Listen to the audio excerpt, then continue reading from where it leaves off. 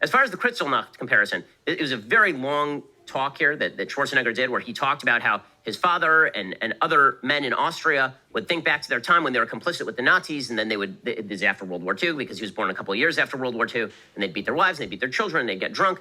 And the implication, of course, is that there are millions and millions and millions of Americans who were complicit in what happened on Wednesday. First of all, it was not Kristallnacht. You know how I know it wasn't Kristallnacht? Because Kristallnacht, for those who are historically ignorant, happened in 1938 with the express permission of the Nazi government. Okay, not implied, the express permission and encouragement and participation of members of the Nazi government. Okay, the dictatorship Nazi government.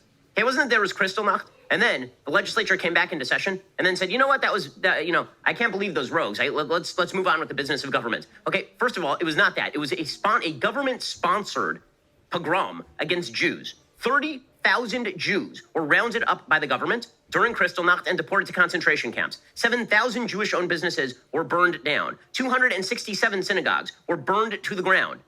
Hundreds of people were murdered at the behest of the unified dictatorship Nazi government. To compare what happened last week to Kristallnacht is a joke. Okay, it was not Kristallnacht. It was not even close to Kristallnacht.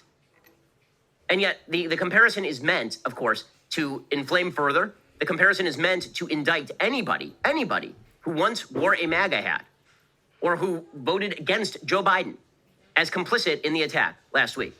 Okay, that was the goal, because once you do that, you can do whatever you want. Once you have labeled half of the country Nazis or Nazi fellow travelers, you can then do whatever you damn well please to them.